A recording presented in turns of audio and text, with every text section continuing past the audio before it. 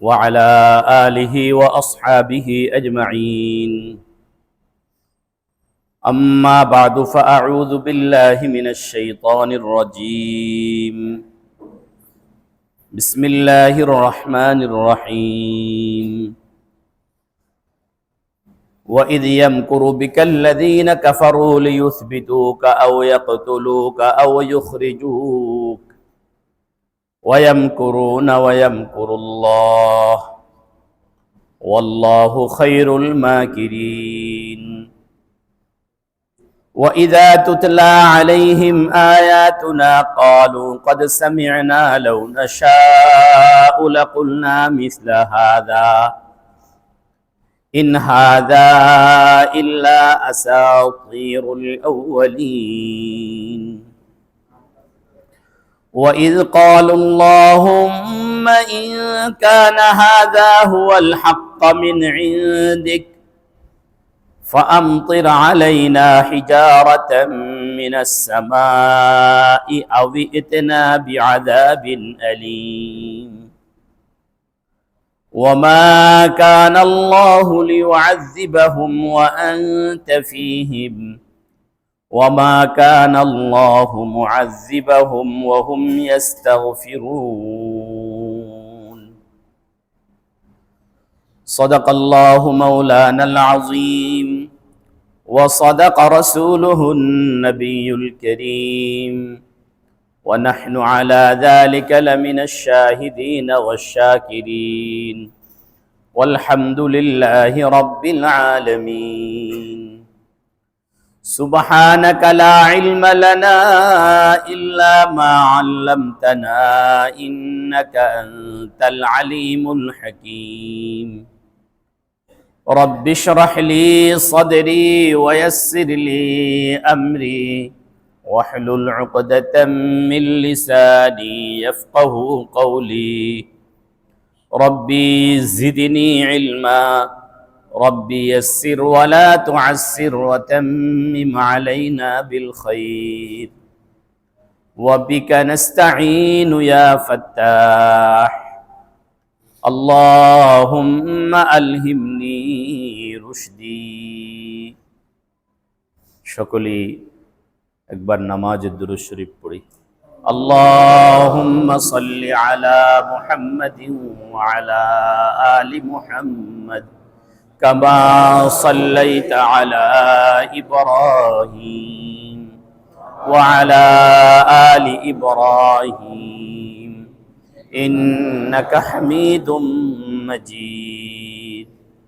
اللهم بارك على محمد وعلى آل محمد كما باركت على إبراهيم وعلى آل إبراهيم إنك حميد مجيد.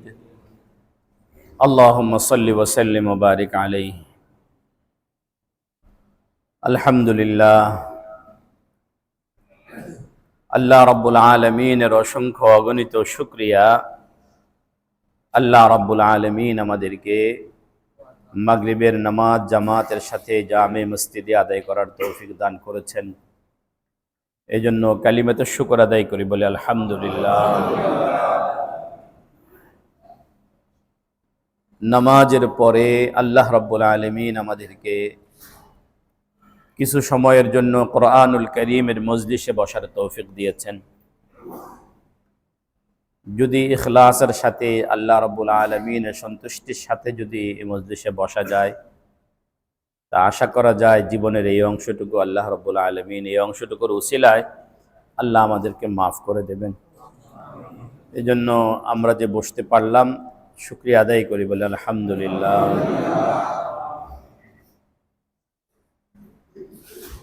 আমাদের ধারাবাহিক আলোচনা চলছিল সূরা আনফাল থেকে।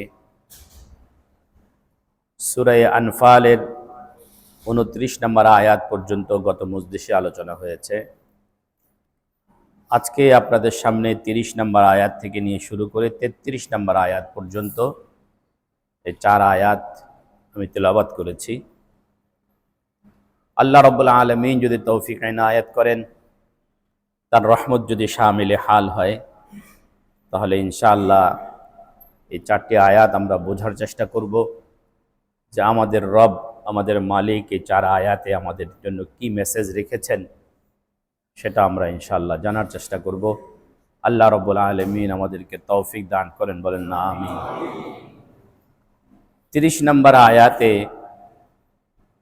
নবীজি মুহাম্মদুর রাসূলুল্লাহ সাল্লাল্লাহু আলাইহি ওয়াসাল্লামকে নিয়ে কাফের মুশরিকদের একটা চক্রান্তের কথা আলোচনা হয়েছে।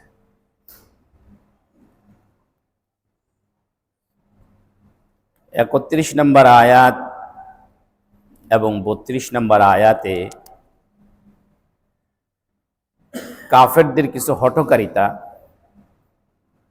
এবং এই হঠকারিতা তাকে বিশ্বাসযোগ্য করে গড়ে তোলার জন্য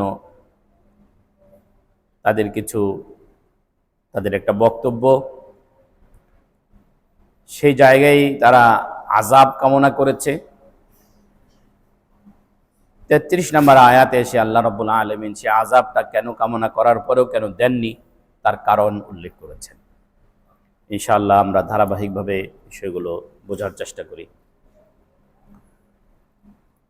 30 নম্বর আয়াতে বলেন, ওয়াইদ ইয়ামকুরু বিকাল্লাযীনা কাফারু, স্মরণ করুন ওই সময়ের কথা যখন কাফেররা আপনাকে নিয়ে চক্রান্ত করছিল। কি চক্রান্ত করছিল? লিয়ুসবিতুকা, আপনাকে আটকে রাখার জন্য, বন্দী করে রাখার জন্য, আও ইয়াকতুলুকা, কিংবা আপনাকে হত্যা করার জন্য, আও ইউখরিজুকা, কিংবা আপনাকে দেশ থেকে বিতাড়িত করার জন্য। ওয়ায়ামকুরুনা, তারা চক্রান্ত করে, ওয়ায়ামকুরুল্লাহ, আল্লাহ কৌশল গ্রহণ করেন, ওয়াল্লাহু খায়রুল মাকিরিন, আর আল্লাহ রাব্বুল আলামিন উত্তম কৌশল গ্রহণকারী। এ হলো আয়াতের সরল অনুবাদ। এই আয়াতটা বোঝার জন্য কাফেররা কি ধরনের চক্রান্ত করেছে আর আল্লাহ রাব্বুল আলামিন কি কৌশল অবলম্বন করেছেন, এটার একটা প্রেক্ষাপট বোঝা দরকার। তাফসীরে ইবনে কাসীরের মধ্যে বর্ণনাটি রয়েছে,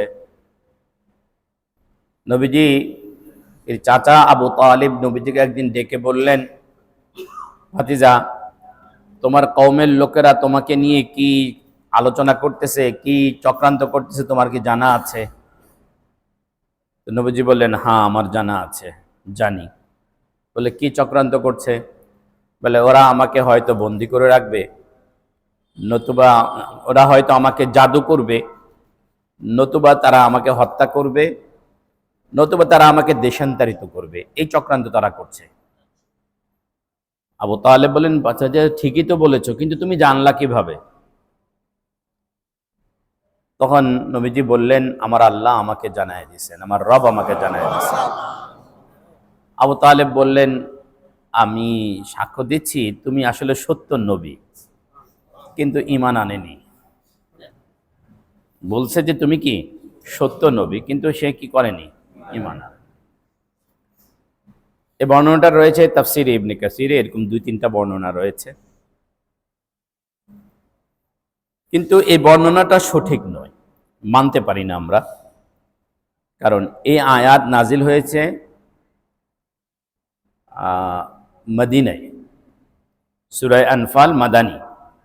সেই সময় আবু তালেব কি ছিল না। আর কাফেররা নবীজিকে নিয়ে যে চক্রান্তের কথা বলা হচ্ছে, এই চক্রান্ত করেছিল হিজরতের রাতে। কখন? হিজরতের রাতে। এ কারণে ইবনে কাসীরের এই বর্ণনাটা অনেক মুফাসসির গ্রহণ করেননি। তাফসীরে কবির, তাফসীরে মাজহারি, তাফসীরে কুরতুবী সহ অন্যান্য তাফসীর গ্রন্থে এই আয়াতের শানে নুজুল হিসাবে যে ঘটনা উল্লেখ করা হয়েছে, সেটি হলো হিজরতের রাতের ঘটনা। আবু তালেবের ইন্তেকালের 3 বছর পরে, যতদিন পর্যন্ত আবু তালেব বেঁচে ছিলেন, ততদিন পর্যন্ত কাফের মুশরিকরা নবীজির গায়ে হাত তুলতে সাহস করেনি। কিন্তু নবীজি আবু তালেবের ইন্তেকালের পরে তারা নবীজির গায়ে হাত তোলার কি করছে? দুঃসাহস দেখাইছে।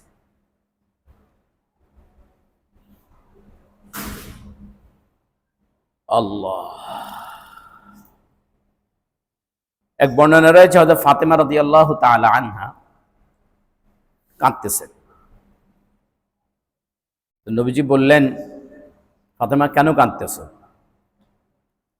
হযরত ফাতেমা জবাব দিলেন যে কাঁদবো না তো করবোটা কি, আমাকে তো কাঁদতেই হবে। বলে কেন? আপনি সৃষ্টির শ্রেষ্ঠ মানুষ, আপনি নবী, মানবতার কল্যাণই তো আপনি কামনা করেন, কিন্তু আপনার উপরে নির্যাতন কেন? ওরা আপনাকে নিয়ে চক্রান্ত করছে কেন? তো নবীজি তখন বললেন, কি চক্রান্ত করছে? বলে ওরা আপনাকে নিয়ে আপনাকে হত্যা করার ষড়যন্ত্র করতেছে। নবীজি হযরত ফাতেমাকে বললেন, আমার ওযুর পানি নিয়ে আসো। তো নবীজি ওযু করলেন, ওযু করে মসজিদে ঢুকলেন, বাইতুল্লাহ, মসজিদে হারামে।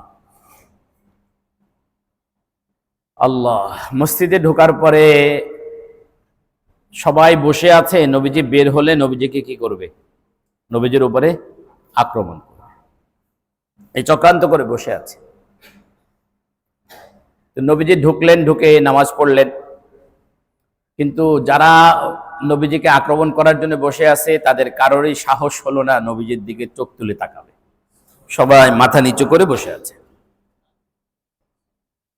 এই জন্য আল্লাহ বলেন, ওয়াইদ ইয়ামকুরু বিকাল্লাযীনা কাফারু, তারা আপনাকে নিয়ে চক্রান্ত করছে। আল্লাহও কি করছেন? তাদের কৌশলের জবাব দিয়েছেন, যে তারা নবীজির দিকে কষ্ট দিবে তো দূরের কথা, চোখ তুলে তাকানোর কি পায় নাই, সাহস পায়। এই আয়াতের শানে নুজুল এটাও একটা। তবে সবচেয়ে প্রসিদ্ধ ঘটনা যেটা, সেটি হলো বর্তমান মসজিদে হারামের বাবু জিয়াদা নামক যে গেট আছে, এই গেটের এখানে কুসাই ইবনে কিলাবের একটা ঘর ছিল। নবীজির ঊর্ধ্বতন পুরুষ কুসাই ইবনে কিলাব। কুসাই তাওহীদবাদী ছিলেন, দ্বীনে হানিফের উপরে ছিলেন, এবং আরবের বেশ অনেকগুলো ভালো কাজ তিনি করেছেন। খুব বড় বাগ্মীও ছিলেন, দানশীলও ছিলেন। কুসাই ইবনে কিলাবের যে ঘরটা ছিল, এই ঘরটা বানিয়েছিলেন কুসাই ইবনে কিলাব পরামর্শের জন্য। এই ঘরটাকে দারুন নদওয়া বলা হতো। কি বলা হয়? দারুন নদওয়া।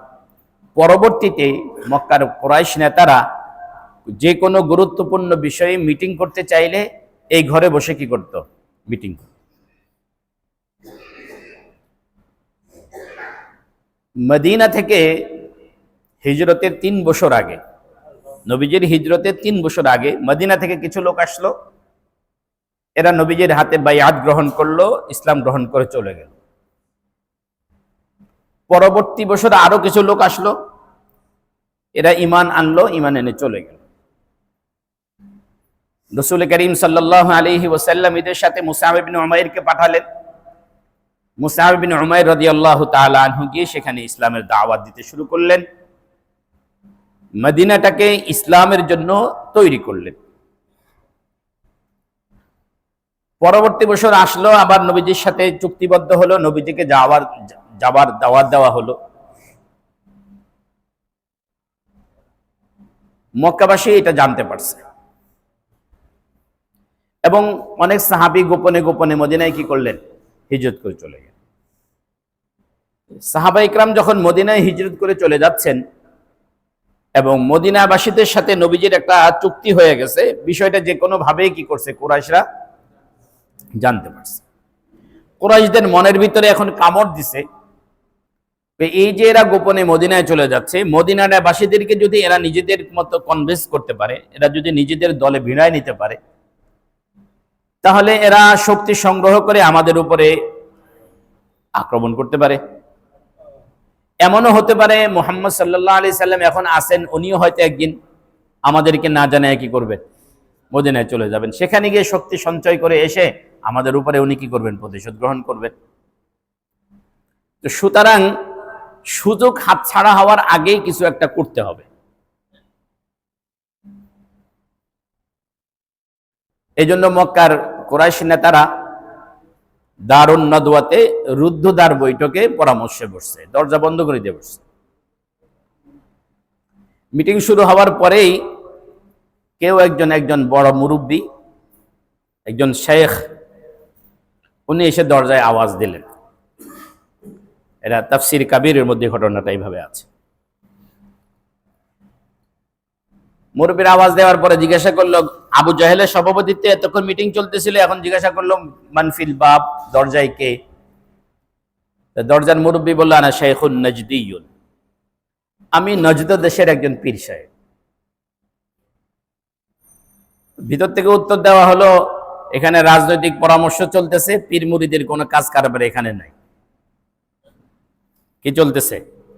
রাজনৈতিক মিটিং চলতেছে, এখানে তো পীর মুরিদের কোনো ব্যাপার স্যাপার নাই। তার মানে হলো পীর হলে, ওলামায়ে আলেম হলে রাজনীতি এনারা করতে পারবে না, রাজনীতি শুধু আপনারাই করবেন, নাকি? এরকমটা বোঝা যায় না? হুজুররা কি জন্য রাজনীতি করবে? হুজুররা মসজিদ মাদ্রাসায় থাকবে, দেশ চালামো আমরা। আল্লাহ। ওই পীর সাহেব বললেন, দেখো তোমাদের মিটিং এর এজেন্ডা কি, এটা আমার জানা আছে। বলে, কি জানো? আরে আব্দুল্লাহর বেটা মোহাম্মদকে নিয়ে না তোমরা চিন্তা করতেছো, পরামর্শে বসছো? তোমাদের চেয়ে টেনশন আমার কম না। তোমার এত টেনশন কিসের? এই বেটা আমার সমস্ত মুরিদ ছুটাই ফেলতেছে। আমার সমস্ত মুরিদ কি করতেছে? ছুটাই ফেলতেছে। দরজা খোলো, আমি তোমাদেরকে একটা সঠিক পরামর্শ দিব। তোমাদের ভিতরে উগ্রতা আছে, স্থিরতা নাই। উগ্রতা আছে, তোমরা রাজনীতি করো তো, তোমাদের রক্ত গরম, উগ্রতা বেশি তোমাদের মধ্যে। কথা বুঝাইতে পারিনি মনে হয়। আমাদের যারা এখন নেতা আছে সবার মধ্যে কি স্থিরতা বেশি না উগ্রতা বেশি? উগ্রতা বেশি। ক্ষমতার গরম আর সহ্য করতে পারে না, মানে এতই গরম লাগে ওনাদের যে কি করবে, কাকে কোথায় কি বলবে, এটা ওনারা হুঁশ হারায় ফেলেন। শাইখ নজদি বলতেছে, তোমাদের ভিতরে উগ্রতা আছে, স্থিরতা নাই, দরজা খোলা, আমি তোমাদেরকে পরামর্শ দিব। দরজা খোলা হলো, এই শাইখ গিয়া সভাপতির আসনে বসলেন। এই শাইখ কে চিনেন? কে? ইবলিস। কে? ইবলিস। ইবলিস ইবলিস মানুষকে ধোঁকা দেয়, কখনো কখনো মানুষের আকৃতি ধইরা মানুষকে ধোঁকা দেয়। মানুষকে তো ধোঁকা দেয়, তার ধোঁকা দেওয়াই তার কাজ, কিন্তু ধোঁকা দিতে গিয়ে মাঝে মাঝে সে কি করে? মানুষকে মানুষের আকৃতিতে ধোঁকা দেয়। যেহেতু মুহাম্মদুর রাসূলুল্লাহ সাল্লাল্লাহু আলাইহি ওয়াসাল্লামের বিষয়টা নিয়ে সে কি করবে? ধোঁকা দিবে কাফেরদেরকে। এজন্য সে এক পীর সাহেবের বেশভূষা ধইরা সে এখানে ঢুকছে। এখন পরামর্শ চলতেছে যে আব্দুল্লাহর বেটা মুহাম্মদ সাল্লাল্লাহু আলাইহি সাল্লাম, ওনাকে নিয়ে কি করা যায়, পরামর্শ চলতেছে।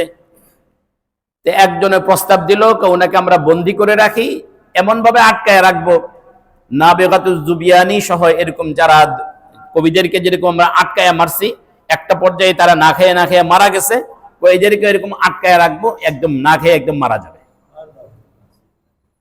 ইবলিস বলল, না, এই প্রস্তাব ফলপ্রসূ হবে না, তোমাদের এই বুদ্ধিই কি হবে না? ফলপ্রসূ হবে না। কেন? শিআবে আবি তালিবে তোমরা 3 বছর বন্দী করে রাখছিলে, কাজ হয়নি। শিআবে আবি তালিবে তোমরা প্রথম দিকে কি করছো? 3 বছর আটকায় রাখছো। তোমরা সব রকমের সম্পর্ক ছিন্ন করার পরেও কি হয় নাই? কাজ হয় নাই, বের হয়ে গেছে, তার খোদা তারে বাইর করে ফেলছে। এছাড়া এখন সম্ভাবনা আরো একটা আছে, সেটা হলো তোমরা একজনকে বন্দী করলা, তার সাথী সঙ্গী যারা আছে এরা শক্তি সঞ্চয় করে আয়সা তাকে কি করে নিবে? বন্দী যারা হয় তাকে কি করবে? বের করে নেবে। এই প্রস্তাব হবে না। তো কোনা থেকে এই প্রস্তাব প্রত্যাখ্যান হলো। তা আরেকজনে দাঁড়ায় বলল, আমার একটা প্রস্তাব আছে, সেটা হলো আমরা তাকে দেশান্তর করে দেব, মক্কায় থাকবে না, সেও নাই, মাথাও নাই, মাথার ব্যথাও নাই। আরেক দেশে গিয়ে সে কি করলো না করলো এগুলো নিয়ে আমাদের কোনো টেনশন নেই।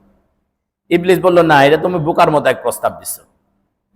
এখান থেকে যদি সে অন্য দেশে চলে যায়, আল্লাহ তাকে যে ভাষার ভিতরে যে মাধুর্যতা দিছে, কথার ভিতরে তার যে জাদু আছে, ওনার যে আকর্ষণ শক্তি আছে, এটা দিয়ে ওই দেশের সমস্ত মানুষকে নিজের দলে ভিড়ায় ফেলবে। এরপরে একসময় এসে দেখবে তোমাদের ঘাড়ের উপর দাঁড়াবে।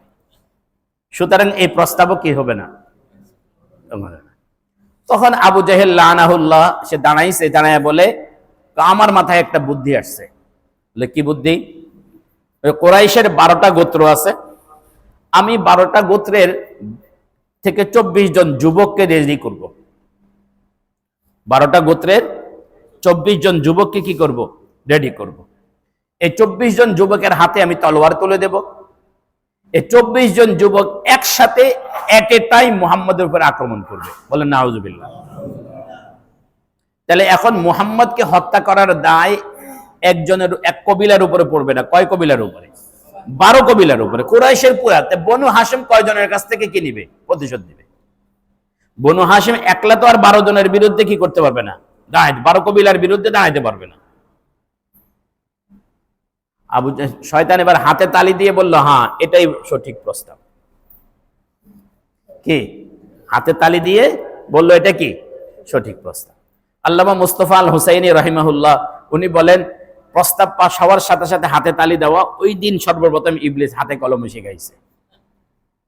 আমাদেরও এখন কি হয়, সংসদে প্রস্তাব পাস হলে কি হয়?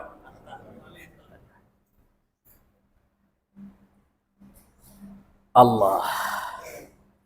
সিদ্ধান্ত হয়ে গেল যে কুরাইশের 12টা গোত্রের 24 জন যুবক একসাথে মুহাম্মদুর রাসূলুল্লাহ সাল্লাল্লাহু আলাইহি সাল্লামকে কি করবে? হত্যা করবে। তাহলে সেখানে দারুন নদওয়ায় প্রস্তাব কয়টা আসছে? 3টা। বন্দী করে রাখা, দেশান্তর করা, হত্যা করা। এই তিনটা আয়াত, তিনটা কথায় আল্লাহ এই আয়াতে বলছেন, লিয়ুসবিতুকা আও ইয়াকতুলুকা আও ইউখরিজুকা। হয়তো আর আপনাকে বন্দী করবে, নতুবা হত্যা করবে, নতুবা দেশান্তর করবে।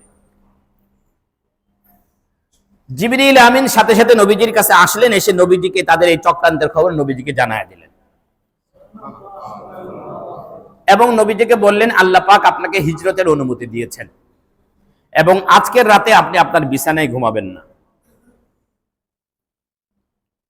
আপনি আজকে রাতেই বেরিয়ে পড়বেন। আল্লাহ রাব্বুল আলামিনের তরফ থেকে নির্দেশ পাইলেন। রাসূল করিম সাল্লাল্লাহু আলাইহি ওয়াসাল্লাম হযরত আলীকে ডাকলেন। নবীজির কাছে কিছু কাফেরদের কিছু আমানত ছিল, সে আমানতগুলো হযরত আলীকে বুঝাইয়া দিলেন, বলেন এগুলো মালিকের কাছে পৌঁছায়া দিবা, এরপরে তুমি বেরিয়ে আসবা, আমি তোমার জন্য মদিনার বাইরে অপেক্ষা করব, তোমাকে নিয়ে একসাথে আমি মদিনায় প্রবেশ করব।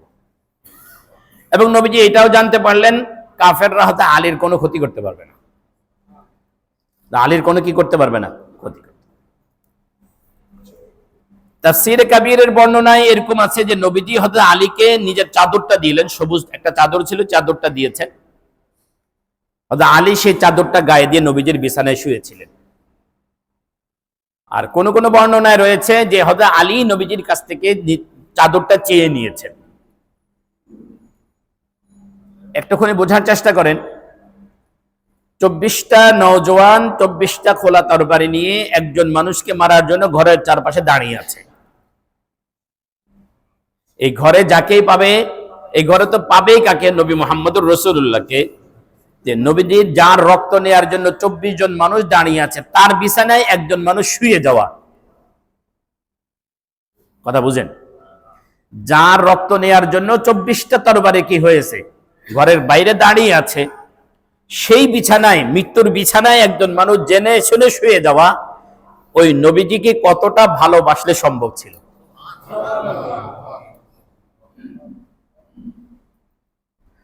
সাহাবা ইকরাম নবীজিকে কতটা ভালোবেসেছেন, এটার একটা নজির কিন্তু এটা। যে বর্ণনায় আছে যে হযরত আলী নবীজির কাছ থেকে চাদরটা চাইছেন, তো নবীজি জিজ্ঞাসা করলেন, আলী তুমি আমার চাদর দিয়ে কি করবে? বলে, ইয়া রাসূলুল্লাহ, আপনার চাদরটা গায়ে দিয়ে আপনার বিছানায় আমি টান টান হয়ে শুয়ে থাকবো, আপনি বেরিয়ে যাবেন, মুশরিকরা মনে করবে যে আপনি বিছানায় শুয়ে আছেন, এরা আমার উপরে তরবারি চালাবে, আপনাকে মনে করে আমার উপরে তরবারি চালাবে, আপনি নিরাপদে মদিনায় পৌঁছে যেতে পারবেন।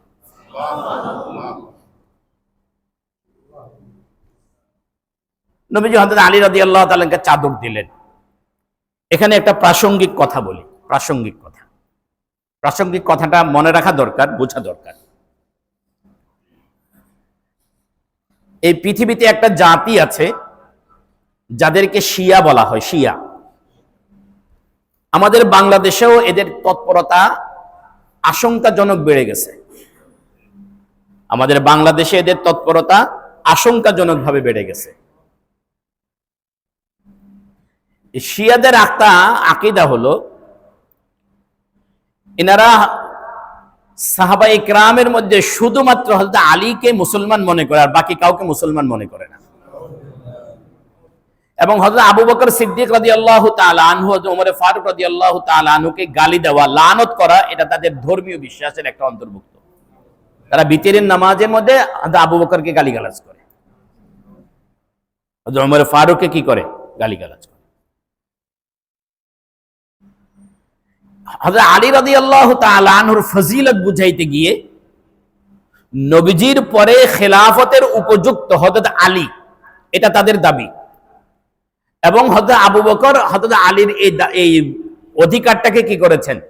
ক্ষুণ্ণ করেছেন, ছিনতাই করেছেন, এরকম একটা শব্দ তাদের, জবরদখল করেছেন। এই পক্ষে তাদের দলিল হলো নবীজির বিছানা কাকে দিয়ে গেছে? বলেন, হযরত আলীকে। তাহলে বোঝা গেল কি যে নবীজির পরবর্তী আসনটা কার? হযরত আলীর। কিন্তু সাহাবায়ে কেরাম রিদওয়ানুল্লাহি আলাইহিম আজমাইন নবীজির ইন্তেকালের পরে খলিফা হিসেবে হযরত আলীকে নিযুক্ত করছেন না হযরত আবু বকরকে? এখন তাহলে সাহাবায়ে কেরাম কি ভুল করলেন? ভুল করেন।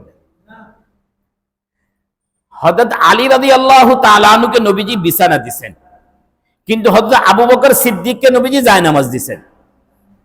সুবহানাল্লাহ বলেন নাই? আবু বকর, হযরত আলী কি পাইছেন? আর হযরত আবু বকর কি পাইছেন? জায়নামাজ, ইমামতের জায়নামাজ পাইছেন। নবীজির জীবদ্দশায় হযরত আলী, হযরত আবু বকর সিদ্দিককে নবীজি ইমাম নিযুক্ত করলেন। নবীজি যখন অসুস্থ হয়ে গেলেন, ইন্তেকালের আগ মুহূর্তে, বের হতে পারছেন না, উঠতে পারতেছেন না, তখন নবীজি বললেন, মুরু আবা বকরিন ফালইউসাল্লি বিন্নাস, তোমরা আবু বকরকে বলো সেজন্য মানুষকে নামাজ পড়ায়। আম্মা জান আয়েশা বললেন, ইয়া রাসূলুল্লাহ, আমার বাবা একটু নরম দিলের মানুষ, মসজিদে আপনাকে না দেখলে, না পাইলে উনি হয়তো বরদাস্ত করতে পারবেন না, উনি হয়তো কি করতে পারবেন না? বরদাস্ত করতে পারবেন না। আপনার অনুপস্থিতি উনি মানবেন কিভাবে? উনি অনুপস্থিতি কি করতে পারবেন না। আর আবু বকর রাদিয়াল্লাহু তাআলা এতটা নরম মানুষ, বরদাস্ত করতে পারবেন বা কিভাবে? দুইটা ঘটনা শোনাই। যেদিন বিদায় হজের সময়, যে সময় এই আয়াত নাজিল হলো, আল ইয়াউমা আকমালতু লাকুম দীনাকুম, আজ আমি তোমাদের জন্য তোমাদের দ্বীনকে পরিপূর্ণ করলাম, ওয়া আতমামতু আলাইকুম নি'মাতি, আমার নিয়ামত তোমাদের জন্য পরিপূর্ণ করলাম।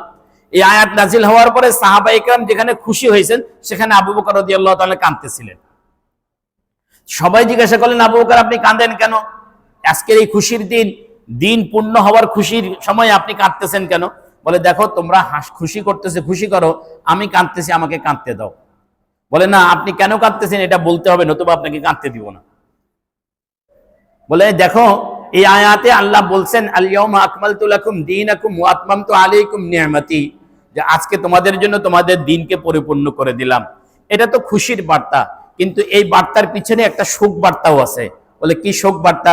যেই নবীকে আল্লাহ দ্বীনের কাজ দিয়ে, মিশন দিয়ে পাঠাইছেন, মিশন যখন পূর্ণ হয়ে গেছে, সেই নবীর কাজও পূর্ণ হয়ে গেছে, নবীদের যাওয়ার এখন সময় হয়ে গেছে। আবু বকর মানতে পারেন না, আয়াত থেকে বুঝছেন নবী চলে যাবেন, ওনার দিল ভেঙে গেছে, কাঁদতেছেন। ইন্তেকালের 5 দিন আগে, নবীজির ওয়াফাতের 5 দিন আগে, নবীজি 2 জন সাহাবীর কাঁধে ভর করে মসজিদে আসলেন এবং জীবনের সর্বশেষ খুতবা দিলেন, সর্বশেষ বয়ান করলেন। বয়ান করতে গিয়ে নবীজি বললেন, আল্লাহ রাব্বুল আলামিন আল্লাহর এক বান্দাকে দুনিয়াতে থাকা এবং দুনিয়ার থেকে যাওয়া, 2 বিষয়ের ভিতরে ইখতিয়ার দিয়েছেন, ইচ্ছাধিকার দিয়েছেন। আল্লাহর ওই বান্দা চাইলে দুনিয়াতে থাকতে পারে যতদিন তার মন চায়, আবার যদি মন চায় যে আখিরাতে চলে যাবে, তবুও তাকে কি দেওয়া আছে? অনুমতি দেওয়া আছে। এতটুকু বলার পরে বললেন, আল্লাহর ওই বান্দা থাকার তুলনায় যাওয়াটাকে গ্রহণ করেছে।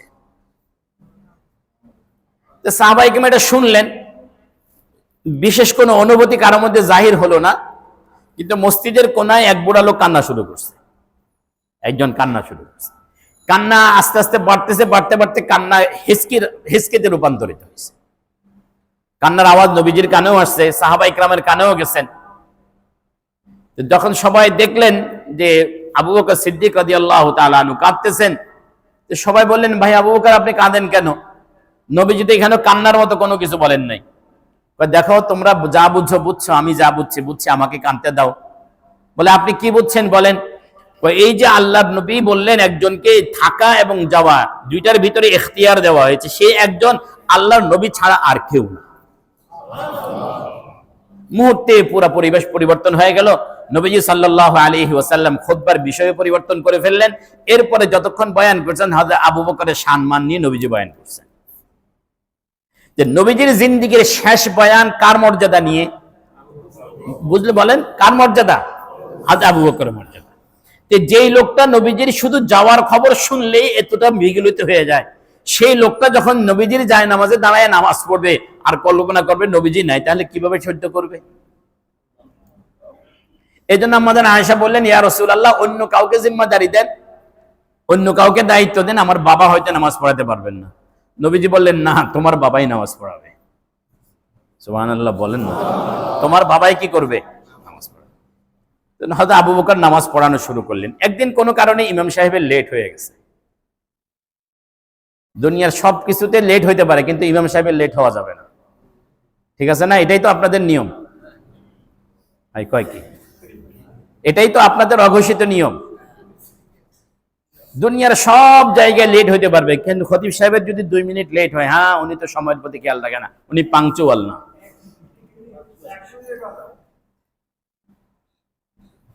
আল্লাহ, আবু বকর নাই দেখে, দেরি হচ্ছে দেখে সবাই বলল, হযরত ওমরকে বলে আপনি নামাজ পড়ান। হযরত ওমর রাদিয়াল্লাহু তাআলা জায়নামাজে দাঁড়াইলেন, আল্লাহু আকবার বলে নিয়ত বাঁধলেন। আল্লাহু আকবার বলছেন, আওয়াজ নবীজির হুজরায় গেছে। নবীজি সাথে সাথে বললেন, না না না না না, ওমর নামাজ পড়াবে না, আবু বকর পড়াবে। আবাল্লাহু ইল্লা ইয়াকুন আবা বকরিন, আজকে ওমরের ইমামতি না, আজকে আবু বকরের ইমামতি। নামাজ বন্ধ করে দেওয়া হলো, হযরত আবু বকর নামাজ পড়ালেন। কথা বুঝাইতে পারলাম? কি বুঝলেন এবার বলেন? হযরত আলীকে নবীজি কি দিবেন বলেন একটু? বিছানা দেন। আর হযরত আবু বকরকে কি দিবেন? ইমাম। শুধু খালি যায় নামাজ না, ইমামতের মুসাল্লা দিবেন।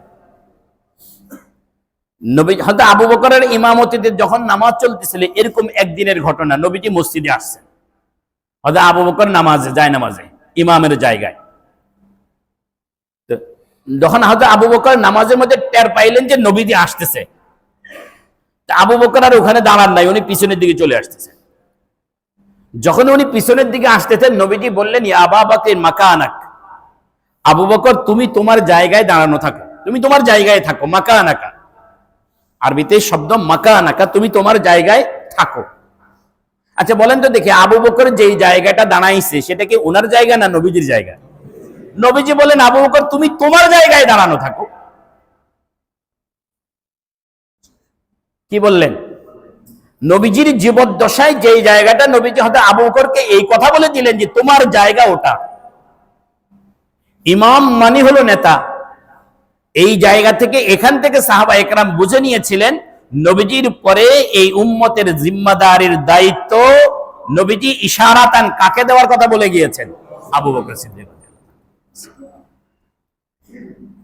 শিয়ারা বলে হয়তো আলী পাবে, আর সাহাবা একরামের সবার সম্মতি হলো কে পাইছেন, কে পাবেন। এখন যেহেতু হয়তো আলীকে দেন নাই, বা সাহাবা ইকরাম ঐক্যমতে সিদ্ধান্ত হলো হযরত আবু বকর সিদ্দিক হবেন এই উম্মতের প্রথম খলিফা, যার কারণে শিয়াদের সকল সাহাবীদের প্রতি একটা বিদ্বেষ তৈরি হলো। এই কারণে তারা বলে এই উম্মতের 5 জন শুধু মুসলমান, আর সব কাফের হয়ে গেছে। কয়জন বলেন? উম্মতের মুসলমান কয়জন? এই জন্য তারা বলে পাক পাঞ্জে তন। কি? পাক পাঞ্জে তন। পাক মানে পবিত্র, পাঞ্জে মানে 5, তন মানে শরীর, মানে 5টা পবিত্র আত্মা, 5টা পবিত্র শরীর। এই 5টার একটা হলো মুহাম্মদুর রাসূলুল্লাহ সাল্লাল্লাহু আলাইহি সাল্লাম, আর একটা হলো হযরত ফাতেমা রাদিয়াল্লাহু তাআলা আনহা, আর একটা হলো হযরত হাসান, আর একটা হযরত হুসাইন, আর একটা হযরত আলী রাদিয়াল্লাহু আনহু। এই 5-এর বাইরে তারা কাউকে মুসলমানই মনে করে না। তাহলে শিয়াদের আকীদা কি? পাক পাঞ্জে তন। আশ্চর্যের কথা হলো, শিয়াদের এই আকীদাটা আমাদের আশিকে রাসূল ভাইরা নিজেদের আকীদা বানায় ফেলছে। কথা বুঝাইতে পারি নাই। এই যে সুন্নি আছে না, যারা গরম সুন্নি, ওনারাও কি বলে? পাক পাঞ্জেতন বলে। বুঝার চেষ্টা করছেন পাক পাঞ্জেতন কোথা থেকে আসছে? যাই হোক, আমি যে কথা বুঝাইতে চাইছিলাম, আল্লাহর রাসূল সাল্লাল্লাহু আলাইহি ওয়াসাল্লাম হযরত আলী রাদিয়াল্লাহু তাআলা আনহুকে বিছানা দিয়ে গিয়েছেন, এটার দলিল নয় যে খেলাফতের দায়িত্ব উনি পাবেন। হযরত আবু বকর সিদ্দিক রাদিয়াল্লাহু তাআলা আনহুকে জায়নামাজ দিয়ে গিয়েছেন, ইমামতের মুসাল্লা দিয়ে গিয়েছেন। এখান থেকে সাহাবায়ে কেরাম ইশারাতান বুঝে নিয়েছিলেন যে কি বলেন, খলিফা কে হবেন? আবু বকর সিদ্দিক রাদিয়াল্লাহু আনহু হবেন। খলিফায়ে রাশিদ 4 জন। খলিফায়ে রাশিদ কয়জন? 4 জন। এই নবীজির সাথে এই 4 জন নবীদের সাথে আত্মীয়তার বন্ধনে আবদ্ধ, এবং 4 জনের মধ্যে একটা সিরিয়ালও আছে। 4 জনের মধ্যে কি আছে? একটা সিরিয়াল আছে। 2 জন শ্বশুর, 2 জন জামাই।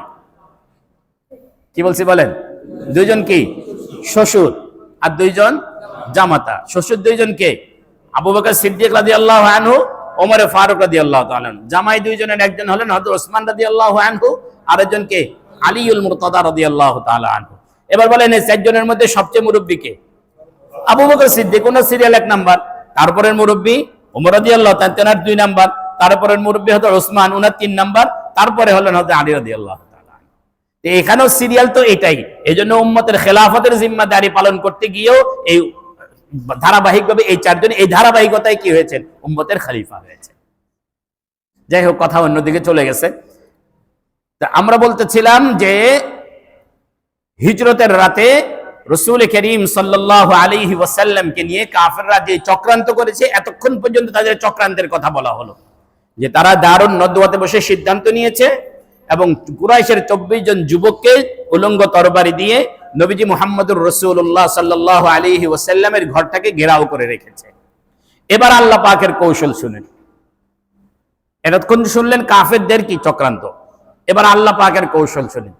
নবীজিকে আল্লাহ রাব্বুল আলামিন জিবরিলের মাধ্যমে জানাইলেন যে আপনি কি আজকে রাতেই ঘর থেকে বের হয়ে যেতে হবে। এখন ঘর থেকে তো নবীজি বের হবেন, হিজরত করবেন আজকে রাতেই। এখন এই বের হবেন কিভাবে? চতুর্দিকে কতজন? 24 জন। এই 24 জন মানুষ, যে ঘরটা ছোট্ট একটা ঘর পাহারা দিচ্ছে, এই ঘর থেকে এই 24 জন মানুষের চোখের সামনে দিয়ে একজন মানুষ বেরিয়ে যাবে, কিভাবে সম্ভব?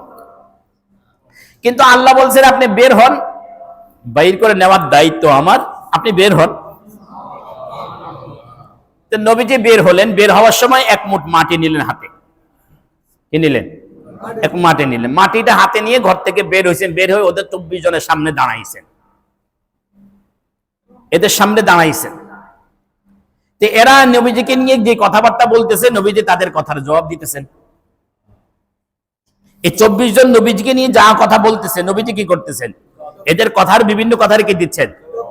সূরা ইয়াসিন পড়তে পড়তে বের হইছেন। ফাগশাইনাহুম ফাহুম লা ইউসিনুন, এতটুকু পড়তে পড়তে বের হইছেন। হাতের মধ্যে যে মাটিটা নিছেন, এভাবে ছিটায় ছিটায় প্রত্যেকের মাথার মধ্যে দিছেন। ছিটায় ছিটায় কি সবার সাথে কথাও বলতেছেন, দিতেছেন। এই মাথার মধ্যে সবাই দিয়ে উনি বের হয়ে চলে আসছেন। বের হয়ে সোজা হযরত আবু বকর সিদ্দিক রাদিয়াল্লাহু তাআলা আনহুর ঘরে আসছেন। আয়েশা হযরত আবু বকরের ঘরে দরজা আওয়াজ দিয়েছেন। প্রথম আওয়াজ দেওয়ার সাথে সাথে হযরত আবু বকর দরজা খুলে দিয়েছেন।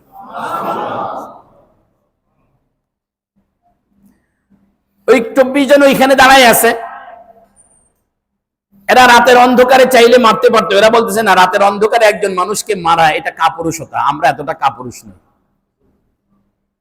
যে একজন মানুষকে রাতের অন্ধকারে কি করব? মারব। সকাল হওয়া পর্যন্ত তারা অপেক্ষা করল। সকাল হওয়ার পরেও দেখে যে একজন মানুষ ঘুমায় আছে। ঘরে ঢুকছে, দেখেছে কেউ একজন কি আছে? ঘুমায় আছে। তো এখন ঘুমন্ত মানুষটার উপরে তরবারি চালাই দিলেই পারতো। এরা বলে না, একজন ঘুমন্ত মানুষকে এভাবে মারা এটাও কাপুরুষতা। ইতিহাস আমাদেরকে নিয়ে কাপুরুষ বলবে, বীর পুরুষ বলবে না। ওরা জাগায় তারপরে কি করি? মারি। যখনই জাগাইছে, চাদর সরাইছে, দেখে যে আল্লাহ, এ মুহাম্মদুর রাসূলুল্লাহ না হযরত আলী? হযরত আলী তো তাদের সর্দারের ছেলে। এরা হযরত আলীর দিকে দেখে, যেহেতু মারার দায়িত্ব পাইছে কাকে? নবীজিকে। আলীকে তো মারার দায়িত্ব পায় না। সুতরাং মূল যিনি শিকার, মূল যিনি টার্গেট, উনি তো নাই। এই জন্য আলী রাদিয়াল্লাহু আনহু না মেরে চলে গেছে। বলছে কই তোমার সাথী? বলে আমি তো বলতে পারবো না। বেরিয়ে চলে গেছে। এটা একটা বর্ণনা। তাফসীরে মাআরিফুল কোরআনের মধ্যে আছে, এরা 24 জন যখন দাঁড়ায় আছে, যে একজন লোক এই পাশ দিয়ে যাচ্ছে, যে ওই লোকটা জিজ্ঞাসা করলো, এই তোমরা এখানে দাঁড়ায় আছো কেন? মুহাম্মদকে মারবো। নাউজুবিল্লাহ বলেন না, মুহাম্মদকে মারবা? মুহাম্মদ কই? কেন ঘরের ভিতরে আছে? কোন বোকা স্বর্গে বসবাস করতেছ? মুহাম্মদ তো কতক্ষণ আগে তোমাদের সামনে দিয়ে বাইর হয়ে গেছে, তোমাদের সবার মাথার মধ্যে মাটি দিয়ে বাইর হয়ে গেছে। সবাই মাথায় হাত দিয়ে দেখে দেখি, মাথায় হাত দিয়ে দেখে দেখি, তার মানে নবীজি বের হয়েছেন তার একটা চিহ্ন রেখে। এরা এখন নিজেরা নিজেদের ব্যর্থতার জন্য কি করতেছে? আফসোস করতেছে। আল্লাহ রাব্বুল আলামিনের প্রথম কৌশল, যে আল্লাহ রাব্বুল আলামিন 24 জনকে 24 জনের চোখের সামনে দিয়ে জীবিত অবস্থায়, জাগ্রত অবস্থায় নবীজিকে বের করলেন, এবং নবীজি বের হওয়ার সময় তাদের সাথে কথা বলেও বের হয়েছেন। এরা টেরও পায় নাই যে নবীজি বাইরে হয়ে চলে যাচ্ছে। এটা আল্লাহ পাকের প্রথম কৌশল। এবার দ্বিতীয় কৌশল দেখেন। রাসূল করিম সাল্লাল্লাহু আলাইহি ওয়াসাল্লাম নিজের ঘর থেকে বের হয়ে হযরত আবু বকর সিদ্দিক রাদিয়াল্লাহু তাআলা আনহুর বাড়িতে গেলেন। দরজায় আওয়াজ দেওয়ার সাথে সাথে হযরত আবু বকর সিদ্দিক রাদিয়াল্লাহু আনহু দরজা খুলে লাব্বাইক বলে নবীজির জন্য হাজির হয়ে গেলেন। নবীজি সাল্লাল্লাহু আলাইহি সাল্লাম একটু ইতস্ত করতেছেন যে এই মুহূর্তে আমি আসবো, এটা তো আবু বকরকে আগে বলি নাই। এই মুহূর্তে আমাকে হিজরত করতে হবে, এটা জিবরাইল বলার আগেও আমি জানতাম না। হ্যাঁ, এই নবীজির এই চেহারার এই প্রশ্নবোধক চিহ্ন দেখে, প্রশ্ন দেখে আবু বকর বললেন, ইয়া রাসূলুল্লাহ, আবু বকরের কাছে জিবরাইল আসে নাই। তো নবীজি বললেন, আমি যে একবার আওয়াজ দেওয়ার সাথে সাথে তুমি দরজা খুলছো কিভাবে? বলে, ইয়া রাসূলুল্লাহ, আজ থেকে 6 মাস আগে একদিন কথায় কথায় আপনি হিজরতের কথা বলেছিলেন, এবং বলেছিলেন আমি আপনার হিজরতের সফরের সাথী হব। যেদিন আপনি বলছেন সেদিন থেকে আবু বকর প্রতিদিন রেডি হয়ে দরজায় পিঠ লাগায় দাঁড়ায় থাকে, আপনি আসলে ডাক দিতে দেরি হবে, আমার জন্য খুলতে দেরি না হয়।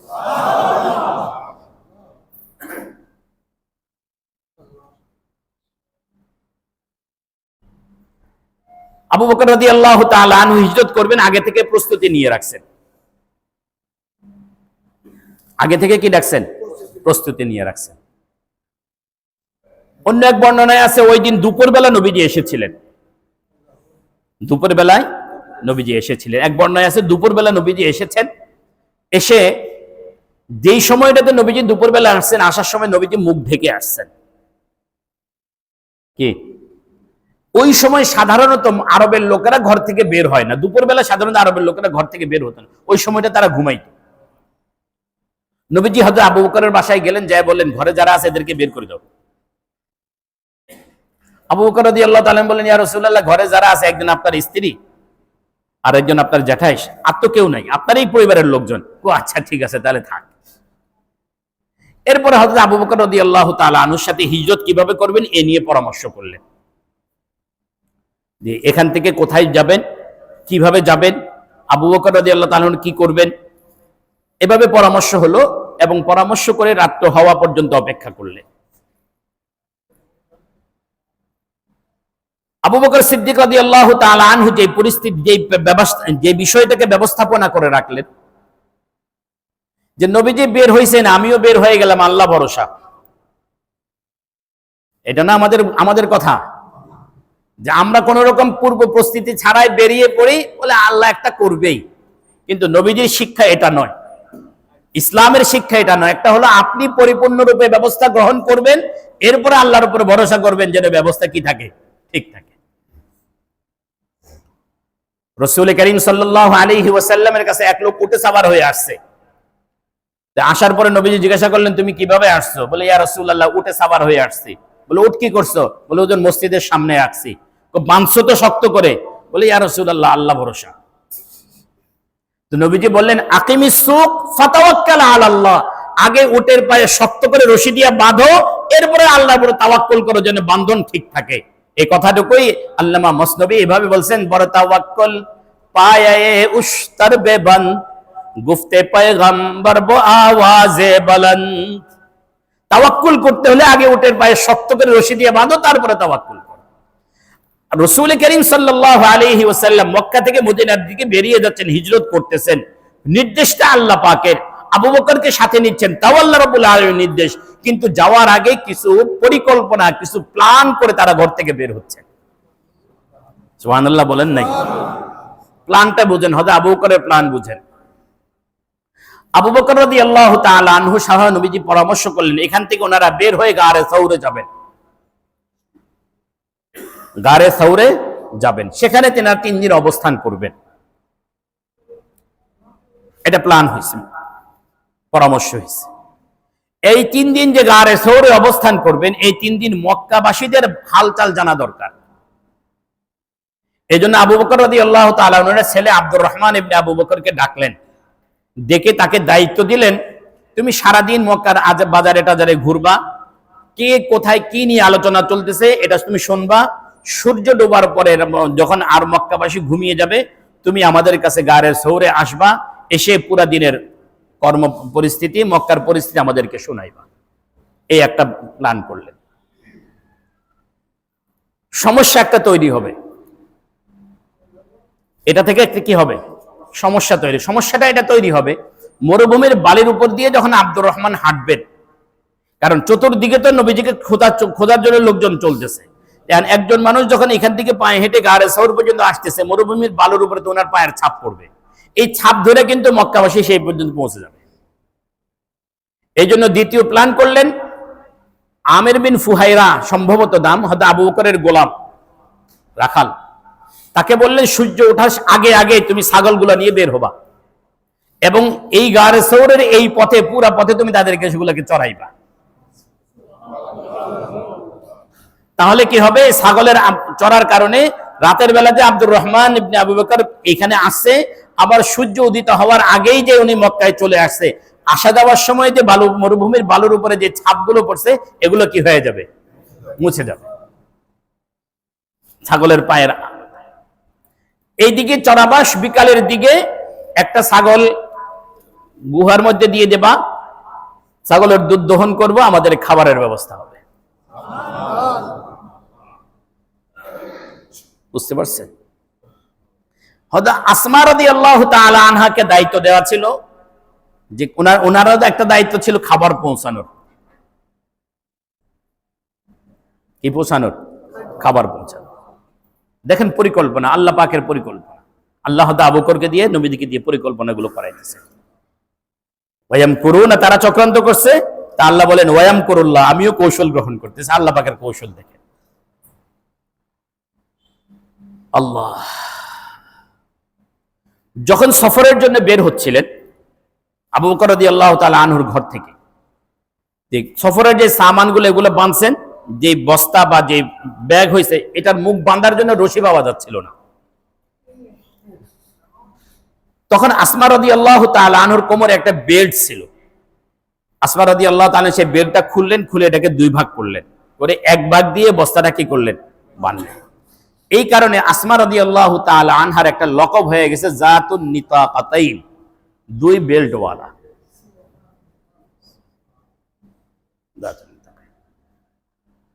নবীজি হযরত আবু বকর সিদ্দিক রাদিয়াল্লাহু তাআলা আনহু ঘর থেকে বেরিয়ে যাওয়ার পরে আবু জাহেল সেখানে আসছে ওর সাঙ্গপাঙ্গ নিয়ে। কারণ আবু জাহেল বুঝছিল এখান থেকে বের হলে মুহাম্মদ কি করবেন সাল্লাল্লাহু আলাইহি ওয়াসাল্লাম, এখানেই আসবেন। তা আসমা রাদিয়াল্লাহু তাআলা আনহাকে জিজ্ঞাসা করলেন, তোমার আব্বা কোথায়? আসমা রাদিয়াল্লাহু তাআলা আনহু বললেন, আমি বলতে পারবো না। জানি না নয়, আমি কি বলতে পারবো? কি করবো? আরে জানলেও বলবো না, বলতে পারবো না, এটা অর্থ। বলতে পারবো না এক অর্থ হলো আমি জানি না, বলতে পারবো না আরেক অর্থ হলো আমি জানলেও কি করব না, এটা আমি বলতেই পারবো না, কারণ বললে সমস্যা আছে। তখন আবু জাহেল খুব জোরে একটা থাপ্পড় দিছে আসমা রাদিয়াল্লাহু তাআলা আনহাকে, পড়ে গেছেন, ওনার কান ফেটে গেছে, এখানে পুরাটা দাগ হয়ে গেছে। আল্লাহ। গারে সৌরে যাওয়ার পরে আল্লাহ পাকের কৌশল, ওয়ায়ামকুরুল্লাহ।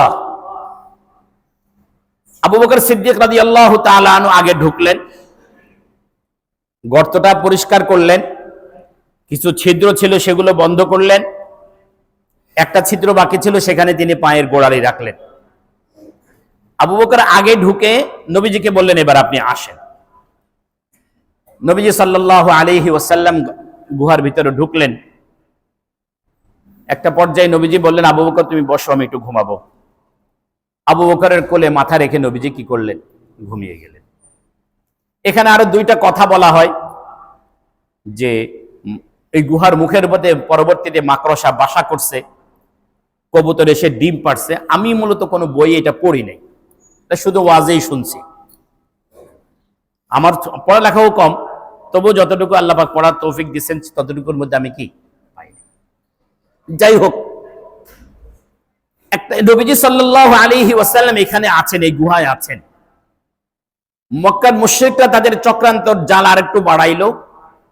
আবু জাহেল ঘোষণা করলো যে যে ব্যক্তি মুহাম্মাদেরকে জীবিত কিংবা মৃত, আবু বকরকে জীবিত কিংবা মৃত, দুইজনের কেউ একজনকে আনতে পারলে তাকে 100 লাল উট দেয়া হবে। মাথার মূল্য নির্ধারিত হলো, নবীজিরটাও 100 উট, আবু বকরেরটাও কি বলেন কত? 100 উট। একটা মজার কথা মনে আসছে আমার, বলবো। আপনাদের যদি রুচি তাজা থাকে, জোক যদি তাজা থাকে, তাহলে মজা পাবেন। মক্কাবাসী এই লাল উটের এই পুরস্কার ঘোষণা করে শুনে নবীজিকে তালাশ করা শুরু করছে। করতে করতে কিছু লোক এই গারের সৌরের মুখে পর্যন্ত যায় পৌঁছে।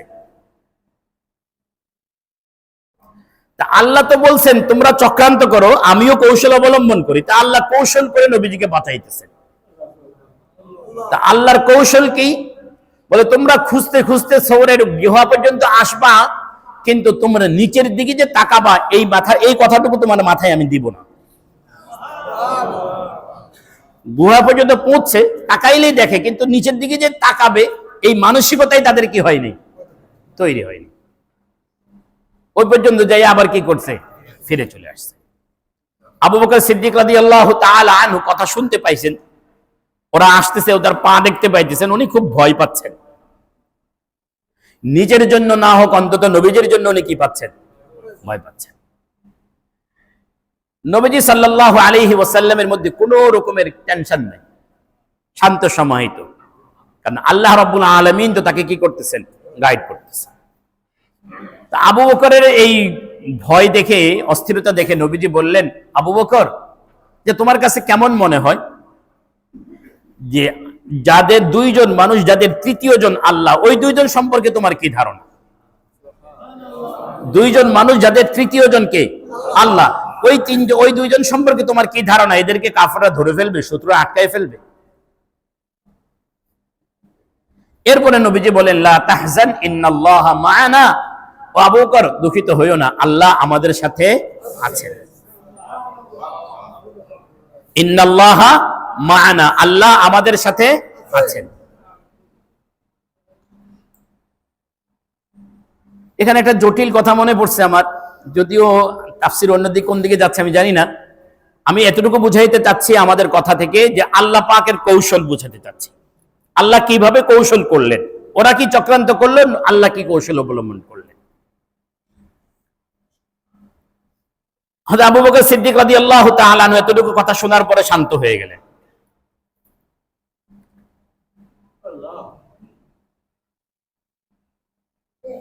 এই লা তাহজান ইন্নাল্লাহা মা'ানা, এই কথা থেকে আমি আপনাদেরকে গুরুত্বপূর্ণ দুইটা পয়েন্ট বলি। এক নাম্বার, কেউ যদি হযরত আবু বকরের সাহাবী হওয়াকে অস্বীকার করে, সে মুসলমান থাকে না। কেউ যদি হযরত আবু বকরের সাহাবী হওয়াকে কি করে? অস্বীকার করে, তাহলে সে কি থাকবে না? মুসলমান থাকবে না। কারণ হযরত আবু বকরের সাহাবী হওয়াকে অস্বীকার করলে এই আয়াতকে অস্বীকার করা হয়। কারণ এই আয়াতে আল্লাহ কি বলছেন? লা ইয ইয়াকুলু লি সাহিবিহি, তার সাথীকে, সাথী কে এখানে? আবু বকর সিদ্দিক। যে নবীজির সুহবত যারা পাইছে তাদেরকে যে সাহাবী বলে, এই কারণে এই আয়াত থেকে হযরত আবু বকরের সাহাবী হওয়াটা প্রমাণিত। এই আয়াত থেকে হযরত আবু বকরের সাহাবী হওয়া কি? সুতরাং কেউ যদি হযরত আবু বকরের সাহাবী হওয়াকে অস্বীকার করে, তাহলে ঈমান থাকবে না এই আয়াতকে অস্বীকার করার কারণে। এই হলো একটা গুরুত্বপূর্ণ পয়েন্ট। আরেকটা গুরুত্বপূর্ণ পয়েন্ট এখান থেকে বুঝেন, কি বললেন আল্লাহ? লা তাহজান ইন্নাল্লাহা মাআনা। এই আয়াতের ব্যাখ্যা বলার আগে আমি একটা উদাহরণ আপনাদেরকে বলি। মসজিদে আমিও আসছি, আপনারাও আসছেন, এই একটা কথা। আবার বললাম মসজিদে আমরা এসেছি, এই একটা কথা। দুটো কথার রেজাল্ট একটা।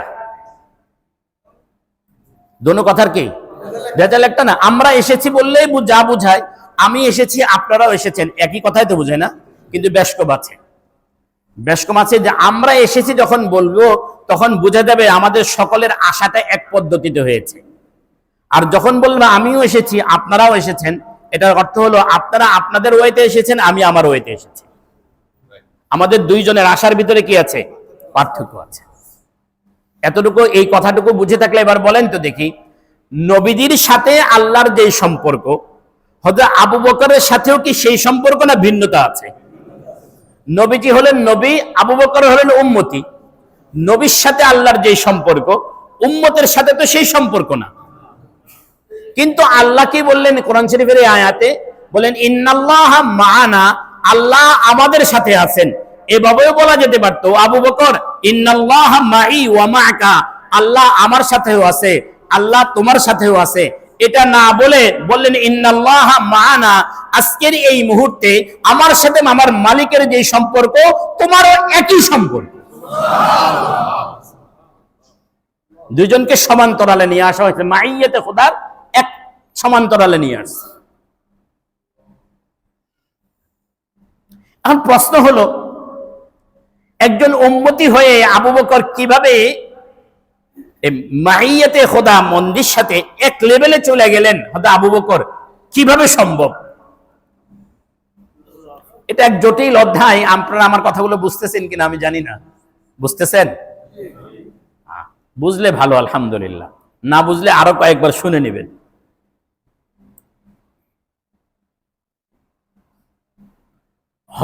এখানে আল্লাহ রাব্বুল আলামিন হযরত নবী করিম সাল্লাল্লাহু আলাইহি ওয়াসাল্লাম এবং আবু বকরকে একই মাইয়াতের সাথে সমান করলো না? এই একই সমান্তরালের ঘটনা আরো ঘটেছে। মক্কার মুশরিকরা মূল্য নির্ধারণ করতে গিয়ে, মাথার মূল্য নির্ধারণ করতে গিয়ে এক করছে না দুই করছে? নবীজির মাথার মূল্যও 100 উট, আবু বকরের মাথার মূল্য কি? সমান সমানে। আরো একটা জায়গায় এরকম এক হয়ে গেছে। নবীজি সাল্লাল্লাহু আলাইহি ওয়াসাল্লাম যেদিন সর্বপ্রথম নবুয়ত পেলেন, সর্বপ্রথম ওহী লাভ করলেন, ওহী পাওয়ার পরে ইকরা বিসমি রাব্বিকাল্লাযী নাজিল হওয়ার পরে ওনার শরীরে জ্বর এসে গেল। নবীজি বাসায় আসলেন, আম্মাজান হযরত খাদিজাকে বললেন জাম্মিলুনি, আমাকে কম্বল দাও। ঘটনা শুনাইলেন। তখন খাদিজাতুল কুবরা রাদিয়াল্লাহু তাআলা আনহা নবীজিকে কতগুলো শব্দ বলে সান্ত্বনা দিয়েছেন। কতগুলো শব্দ বলে কি সান্ত্বনা দিয়েছে। একটা আদর্শ স্ত্রী তো তাকেই বলে স্বামীর পেরেশানিতে যে সান্ত্বনা দিবে। কিন্তু আমাদের দুর্ভাগ্য, আমাদের স্ত্রীরা পেরেশানির সময় পারলে আরো একটু কি করে। খাদিজাতুল কুবরা রাদিয়াল্লাহু তাআলা আনহা নবীজিকে সান্ত্বনা দিলেন। কি বললেন? বলেন ইন্নাকা লাতাসিলুর রাহিম ওয়া তাহমিলুল কাল্লা ওয়া তুকরিদ দাইফা ওয়া তুঈনু আলা নওয়াইবিল হক। এই শব্দগুলো বলে নবীজিকে কি দিলেন? সান্ত্বনা দিলেন। বলে কখনো না আল্লাহ আপনাকে কি করবে না? বেইজ্জত করবে না। ইন্নাকা লাতাসিলুর রাহিম, আপনি আত্মীয়তার সম্পর্ক বজায় রাখেন। ওয়া তাহমিলুল কাল্লা, আপনি বিধবাদের দায়িত্ব গ্রহণ করেন। ওয়া তুঈনু আলা নওয়াইবিল হক, যারা মজলুম, যারা অধিকার বঞ্চিত তাদের অধিকার আপনি ফিরাইয়া দেন। এই কিছু শব্দ বলে হযরত খাদিজা নবীজিকে কি দিলেন? আচ্ছা, এবার আসেন, একবার হযরত আবু বকর সিদ্দিক রাদিয়াল্লাহু তাআলা আনহু মক্কায় তার কাফেরদের নির্যাতনের কারণে মক্কা ছেড়ে চলে গেলেন। যেতে যেতে তিনি বারকুল গিমাদ নামক স্থানে গিয়ে পৌঁছলেন। সেই জায়গায় যাওয়ার পরে মক্কার একজন বড় লিডার ইবনু দুগুন্নার সাথে হযরত আবু বকরের সাক্ষাৎ হলো। ইবনু দুগুন্না হযরত আবু বকরকে যাইতে দেখে বলল, আবু বকর আইনা আজমাতা, আবু বকর কই যাও? তখন আবু বকর সিদ্দিক রাদিয়াল্লাহু তাআলা বলেন ইন্নী তারাকতু মক্কা, আমি মক্কা ছেড়ে চলে যাচ্ছি, মক্কার লোকেরা আমাকে শান্তি দিল না। তখন আবু বকর সিদ্দিক রাদিয়াল্লাহু তাআলা আনহুকে সম্বোধন করে ইবনু দুগুন্না বলে, ইয়া আবা বকর ইন্নাকা রাজুলুন লা তাখরুজু ওয়া লা তুখরাজু, আবু বকর তুমি তো এমন একজন মানুষ যে মক্কা ছাড়তেও পারো না, কেউ তোমাকে মক্কা ছাড়তে বাধ্যও করতে পারে না, তুমি এমন একজন মানুষ। কেন? বলে ইন্নাকা লা তাসিলুর রাহিম ওয়া তাহমিলুল কাল্লা ওয়া তুকরিদ দাইফা ওয়া তুঈনু আলা নওয়াইবিল হাক্কা। যেই শব্দগুলো দিয়ে হযরত খাদিজাতুল কুবরা নবীজিকে সান্ত্বনা দিবেন, সেই একই শব্দে ইবনু দুগুন্না একজন কাফের হযরত আবু বকরকে সান্ত্বনা দিচ্ছেন।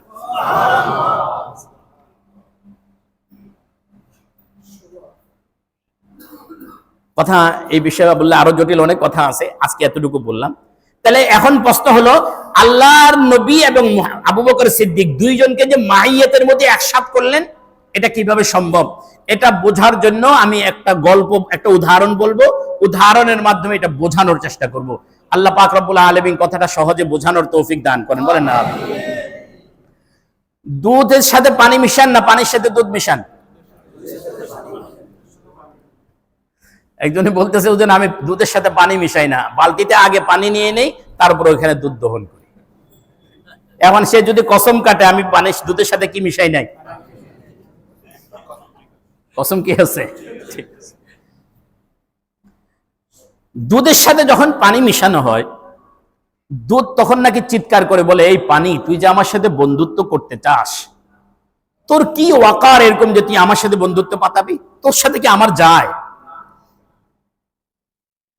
তুই আমার সাথে বন্ধুত্ব পাতাইতে আসিস না, তোর সাথে আমার কোনো দিক থেকে যায় না। পানি তখন বলে, দেখ দোস্ত, তোর সাথে যদি আমি বন্ধুত্ব করি, তুই যদি আমাকে বন্ধু হিসেবে গ্রহণ করিস, তাহলে আমি বন্ধুত্বের লাজ রক্ষা করব, বন্ধুত্বের ইজ্জত আমি কি করব? রাখবো। কিভাবে রাখবে বন্ধুত্বের ইজ্জত? যখন আমি তুমি যখন আমাকে বন্ধু বানাবি, তা আমি আমার অস্তিত্বটা তোর অস্তিত্বের মধ্যে মিটাইয়া দেব। আমি আলাদাভাবে অস্তিত্ব কি রাখবো না, আমার অস্তিত্বটা তোমার অস্তিত্বের মধ্যে কি করব? মিটাইয়া দেব। এক নাম্বার। দুই নাম্বার হলো, বলে তোমার যেই রং আমিও আমার ভিতরে সেই রং ধারণ করব, তোমার যেই স্বাদ আমিও আমার ভিতরে সেই স্বাদ ধারণ করব। মানুষ আমার মধ্যে আর তোমার মধ্যে কি করতে পারবে না, তফাৎ। তোমার রঙে আমি রঙিন হব, তোমার স্বাদে আমি কি হয়ে যাব? স্বাদ বিশিষ্ট হয়ে যাব। বলে আর দ্বিতীয় কথা হলো, গৃহস্থ যখন তোমাকে চুলার উপরে রাখবে, আগুনে রাখবে, যতক্ষণ আমার অস্তিত্ব থাকবে ততক্ষণ পর্যন্ত তোমার শরীরে আগুনের আঁচ লাগতে দিব না। এজন্য দেখবেন দুধ জাল দেওয়ার সময় একটু পানি দেওয়া হয়, আগে পানিটা জ্বলে যায়, তারপরে দুধ জ্বলে। এখন দুধে বলে, বন্ধু তুই যখন বন্ধুত্বের লাজ এভাবে রক্ষা করবি, যে আয় আমার সাথে মিশে যা, আজকে বাজারে আমার যে দাম তোরও সেই দাম। কি বলেন? আজকের বাজারে আমার যে মূল্য তোমারও সেই মূল্য। হযরত আবু বকর সিদ্দিক রাদিয়াল্লাহু তাআলা আনহু নবীজির সাথে যখন বন্ধুত্ব করছেন, বন্ধুত্বের লাজ এভাবে রক্ষা করছেন, বন্ধুত্বের লাজ এভাবে রক্ষা করছেন। আবু বকর নিজের অস্তিত্বকে রাসূল করিম সাল্লাল্লাহু আলাইহি ওয়াসাল্লামের জন্য ফানা করে দিয়েছেন, কোরবান করে দিয়েছেন। বলে রাসূলের অস্তিত্ব আবু বকর, নবীজি থাকতে নবীজির অস্তিত্বের উপরে আঘাত আসবে আবু বকর থাকতে, এটা সম্ভব ছিল না। আবু বকর নবীজির রঙে রঙিন হয়ে গেছেন, নবীজির যে রং আবু বকরের সেই রং, নবীজির যে স্বাদ আবু বকরের সেই স্বাদ, নবীজির যে আদর্শ আবু বকরের সেই আদর্শ, একই আদর্শে আদর্শবান হয়ে গেছেন। আর বলেন, ইয়া রাসূলুল্লাহ, রাসূল করিম সাল্লাল্লাহু আলাইহি ওয়াসাল্লামের রঙে রঙিন হলেন, অস্তিত্ব মিটাইয়া দিলেন। বললেন আবু বকর, বললেন ইয়া রাসূলুল্লাহ, আমি আবু বকর বেঁচে থাকতে আপনার গায়ে আঁচ লাগতে দিব না। হিজরতের রাতে ওই পথে যখন চলছেন, আবু বকর কখনো সামনে হাঁটেন, কখনো পিছনে হাঁটেন, কখনো ডাইনে হাঁটেন, কখনো বামে হাঁটেন। নবীজি জিজ্ঞাসা করলেন, আবু বকর এমন করো কেন?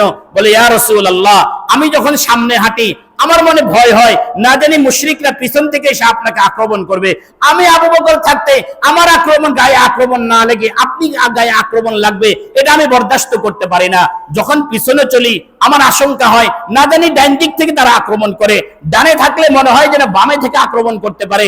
এই জন্য আমি চতুর্দিকে ঘুরে ঘুরে কি করি, এভাবে কি করতে থাকি, চলতে থাকি। এবার বুঝেন, যখন গারে সৌরে ঢোকার প্রশ্ন আসছে, যে সবার আগে আবু বকর ঢুকছেন, বলতে চাইতেছেন আবু বকর, ইয়া রাসূলুল্লাহ, গর্তের ভিতরে যদি কোনো বিষাক্ত জিনিস থাকে, কোনো ক্ষতিকারক জিনিস যদি থাকে, তাহলে সেটা আগে আবু বকরের গায়ে লাগবে, তারপরে আপনার গায়ে পৌঁছবে। আবু বকর থাকতে সেটা আপনার গায়ে পৌঁছতে পারবে না। যখন আবু বকর নবীজিকে বললেন, ইয়া রাসূলুল্লাহ, আমি বন্ধুত্বের লাজ এভাবে রক্ষা করব, তখন আল্লাহ বলেন, ইন্নাল্লাহা মা'ানার ঘোষণা চলে আসে, যাও আজকে মুহাম্মদুর রাসূলুল্লাহর সাথে আমার যে সম্পর্ক, আবু বকর তোমার সাথে আমার সেই সম্পর্ক।